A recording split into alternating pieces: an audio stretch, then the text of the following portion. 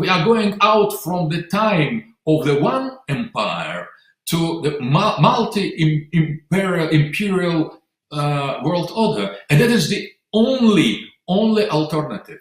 So Russian peace, American peace, Pax Americana, Pax Russica, Pax Kina, they shouldn't be universal. They should impose the kind of values and order in the organic and traditional historical zones, and that why I think that American patriots and Russian patriots and patriots from other civilizations could work together against these globalists.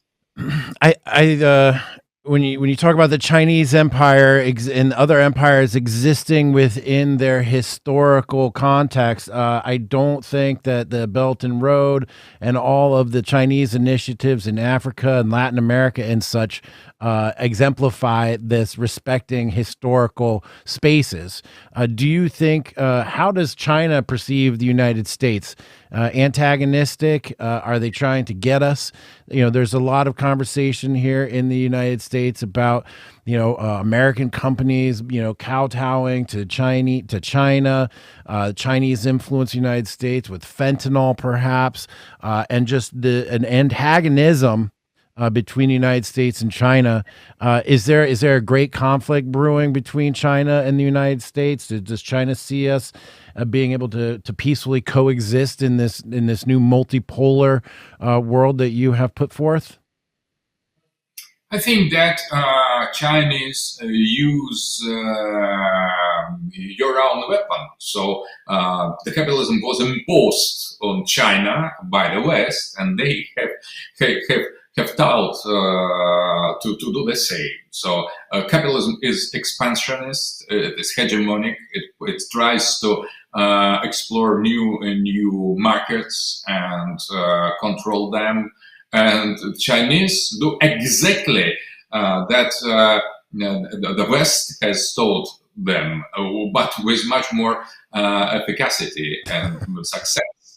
So you should blame yourself for that. So you have shown them example, and they have understood that. So they're repeating, they are implementing your methods. So normally Chinese empire was limited by China, but with this capitalist poison, they try to expand, and that I'm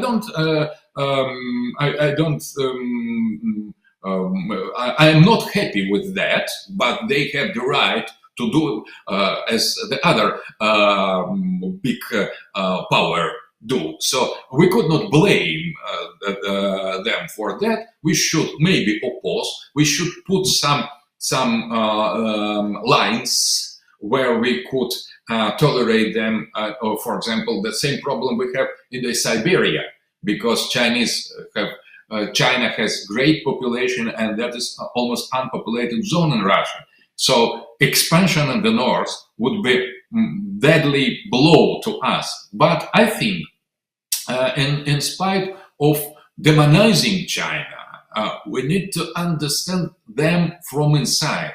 We need to understand their logic, and they have the logic. I know this absolutely. For example, now first task of China is to make strategical alliance with Russia to stop Biden and to stop globalists. That is the main task, and Putin understands that very well. He would prefer maybe alliance with the West, but West cannot afford. The West proposes nothing. Only sanctions and pressure, tension, and so on. And globalists, they are pioneers in this politics. So we are obliged, we Russians now, we are obliged to deal with Chinese in order to counter globalist pressure on us. And we fulfill this task. I think normally with some, because now United States in the hand of globalists could not afford to fight, and at the same time China and Russia. So when there is China-Russian alliance, there is this security element for both of us. They are huge economically, we are very small economically, but we are huge on the strategical level. So our cooperation of two poles of three polar world is the kind of very important asset of to counter globalist agony, because I think that next president will be normal American president, representative of real America, of American people, that would accept the status quo, that would accept existence of the uncontrolled sovereign poles outside of the West and outside of the United States. It will try to find the way to, in these conditions, to make America great in the reality, not in this pursuit of the dream of the global rule that is impossible already. That belongs to the past. Certainly, the 20th century was American, but 21st century will be human, should be human, not American. America should be greatest, maybe one of the greatest or greatest power, but not in such state as now. So now America is considered by all people as except the corrupted elite, liberal elite everywhere, but people consider America now as hegemony, declining hegemony that try in the agony to save their rule. It is impossible, and that is deplorable. It is really deplorable as they flee from Afghanistan. That I think that that was dishonest, and that was pitiful. That was deplorable end of completely unfounded military occupation. Maybe as our was, because I was not in favor of occupation of Afghanistan. And for us, it signified the end of the Soviet Union, of the Soviet overstretched empire. I think the same thing for America. You should be realistic. And Trump, why I'm fan of him, he was and he is realist. He understands what America can and what America cannot, because all these talks about we can, yes, we can. No, you cannot.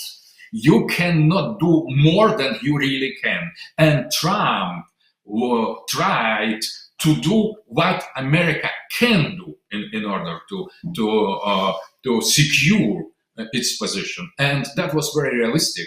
And that will find some support everywhere. So the great America is in our interest, but globalist America, imperialist America that try to control everybody on the world, and that is not in our interests. I think a lot of the pushback that Trump got from the global elitists and the media people, they certainly saw Trump being pragmatic about American power. An interview I saw with him about a direct question about Putin, actually. He said, the interviewer said, didn't Putin murder people? And Trump said, well, maybe, but we're not so great ourselves. There's killers everywhere, he says. And in that acknowledgement right there, that just like everybody's head just exploded, because how is it that the sitting American president could acknowledge that the United States has gone and done things like kill people, murder people, drop bombs on people that shouldn't be destroyed, to occupy countries that they shouldn't have occupied. And Trump was just in that moment reflecting his understanding of what America had been and how it had been operating itself and what it was capable of, and good and bad and evil, and that kind of as they say here, saying the quiet part out loud it was very difficult for the media and the globalist mind to wrap their head around. That was one reason I think very strongly there was pushback, as well as his willingness to have a rapprochement with both Putin and Xi, and even Kim Jong, whatever, that's not ill anymore, is it? Anyway, North Korea. And have that open dialogue that made people's heads explode.